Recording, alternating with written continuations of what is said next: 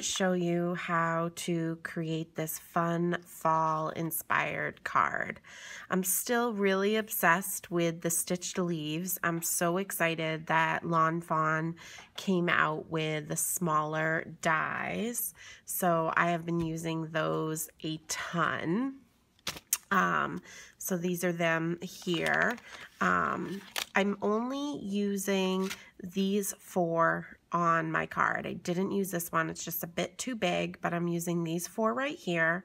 And yeah, I've been inspired by some watercoloring I've been seeing on Instagram where people are keeping some of what they're watercoloring white. So I decided to give that a try. So I'm going to be using my Peerless watercolors. We just recently used those at the Simon Says Stamp Create event that I just attended. And I've had these for a long time, but it inspired me to get them out. So I spent last night just organizing them, and I'm going to put them in a 4x6 photo holder, excuse me. But you can see the colors here, and then I can go ahead and color them from here. So let's get started.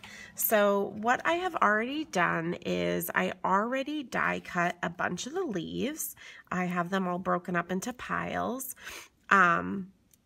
And I kind of played with this a little bit last night, so hopefully I will make this process a little bit easier for you guys since I've already tested it out. I decided the easiest way to do this is to color a few of them at a time. So off camera, I have just a bucket of clean water and some brushes. And then I'm also using just this drop cloth in my lap. This is just a baker's cloth. It's my favorite. I've been using it for a long time, as you can see. And I just have it sitting in my lap so I can blot off any extra water or clean my brush in between. So just so you know that that is off camera.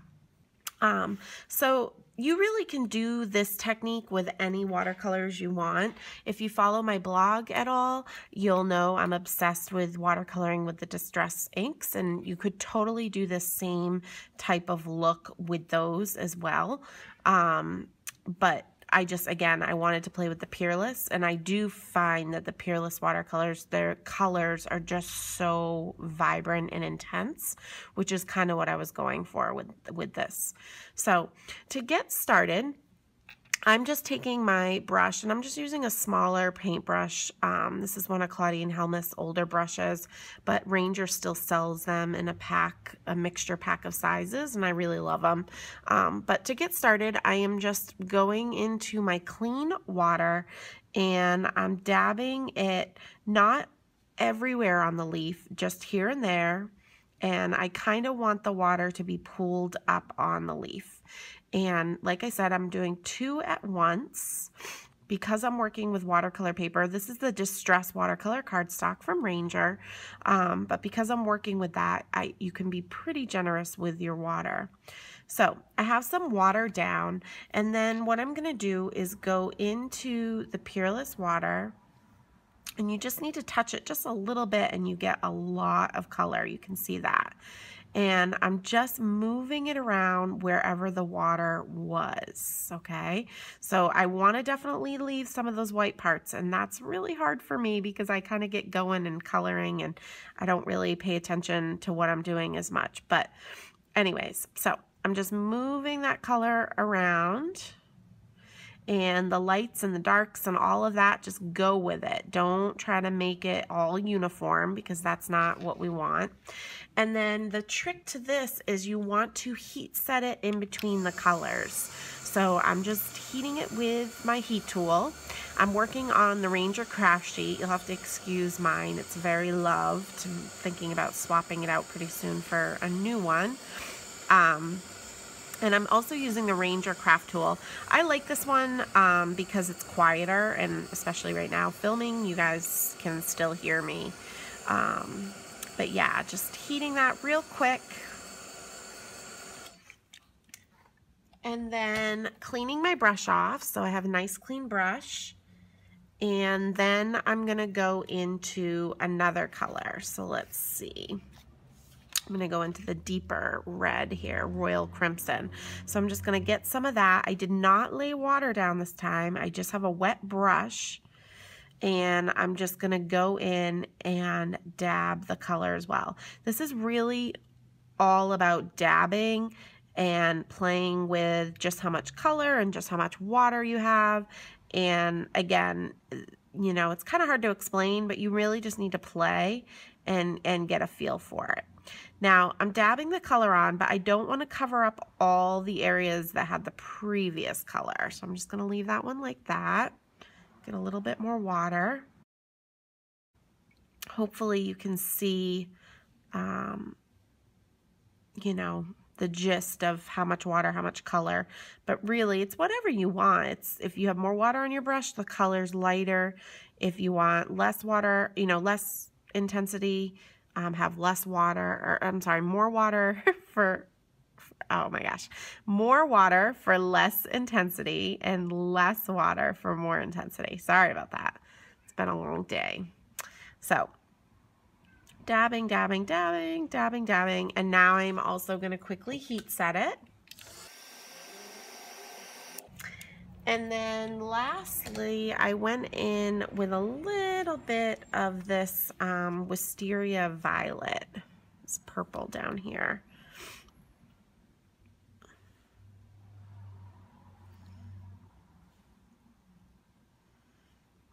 And the way that I did my organizing for my Peerless watercolors is exactly how Jennifer McGuire showed on her blog a long time ago, and I got the same organizers and everything. But what's great about it is I still have half a sheet of these Peerless watercolors, so when I use them all up, I can, you know, I still have a backup, or you could share with a friend, whichever works for you. All right, so I'm just going in with the purple.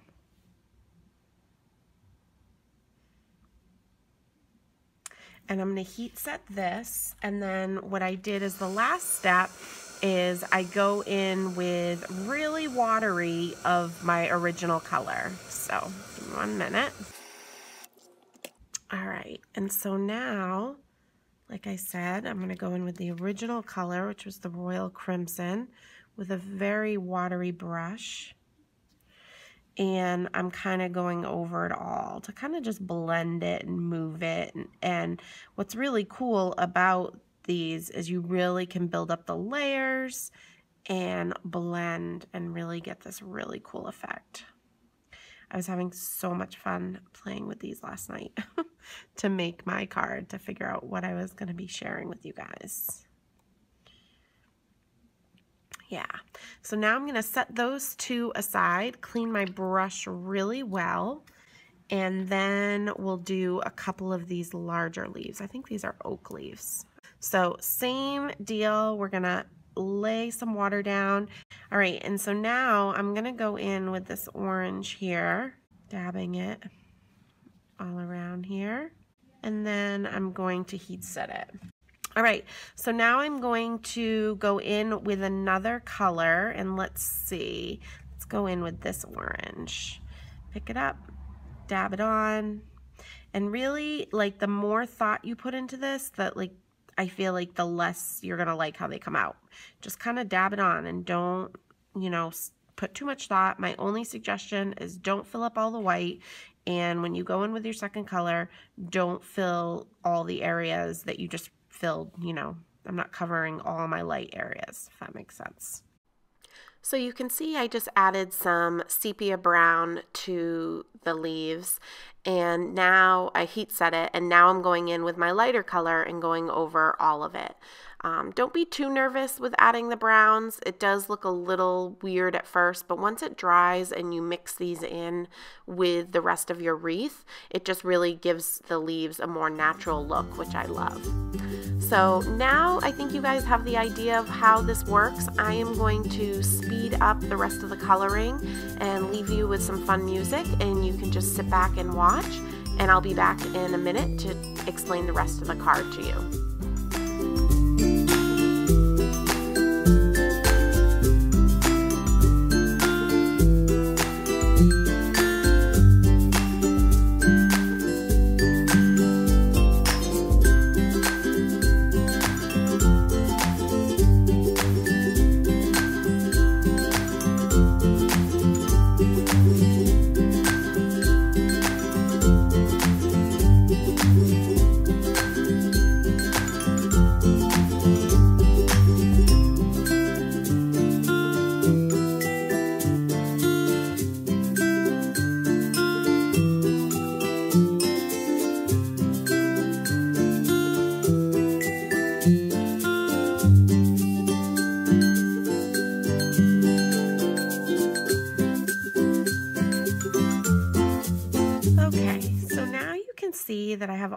leaves colored, and I just love how the paint gets into the grooves of the stitching. It's just so yummy.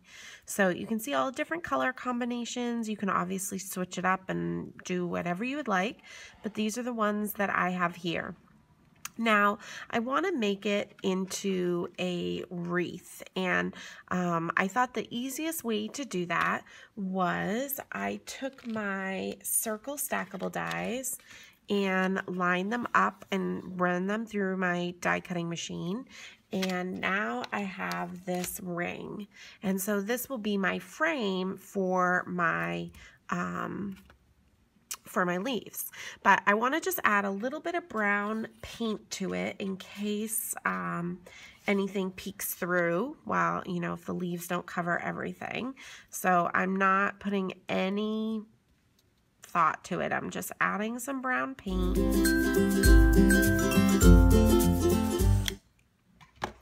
Awesome.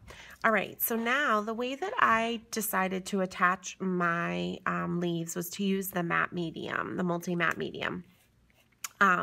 Just because I thought the wet glue would be a little bit easier to be able to layer my leaves, and this will dry matte, so nobody, you know, you won't be able to see it once it's there.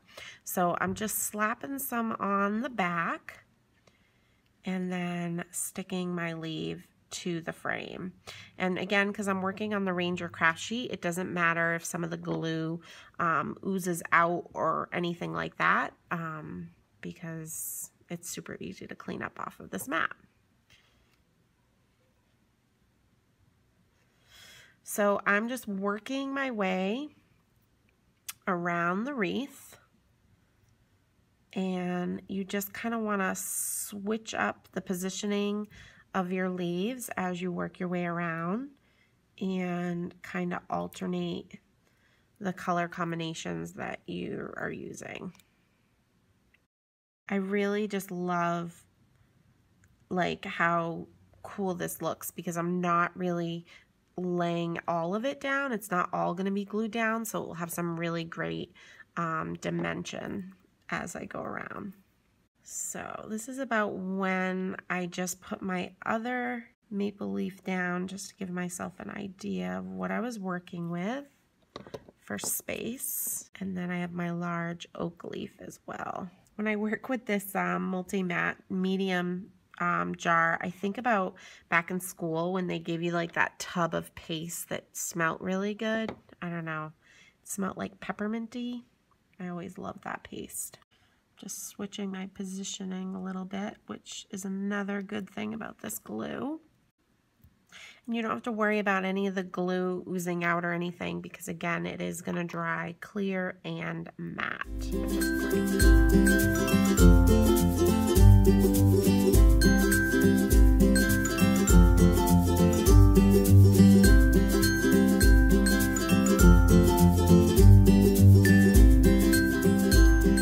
Using a piece of plastic. This is just from packaging, and instead of actually putting an ink pad down onto here to get color, I am going to still use the Peerless watercolors because it has this gorgeous pearl gray, and I just love this color. I really think that I just have a feeling it's going to be one of the first colors that I'll run out of just because I love it. I'm going to just use a mini mister and get some water down on the plastic. And then I am going to use a fairly large brush and I'm going to get some of that color off of here and put it onto the plastic. Once I have a fair amount of color, I'm going to then just kind of move it around a little bit. And so next what we're going to do is we're just going to take, this is just a sheet of distressed watercolor cardstock. I'm going to use the smooth side, and I'm just going to take this and flip it and smoosh it. Just kind of let it go wherever it wants to go. And then I am going to heat this. And I always like to do a second layer.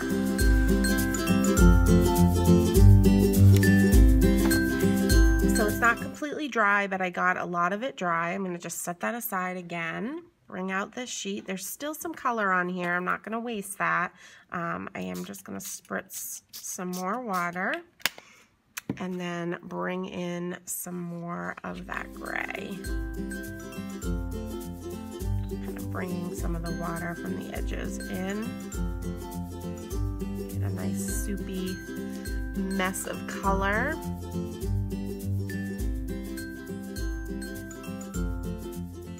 So next I want to create the sentiment for this card, and I'm going to use the Lawn Fawn inks, Pumpkin Spice and Hippo, and I'm using one of my favorite sets that I've had since my beginning of loving Lawn Fawn, and I'm using Bannerific.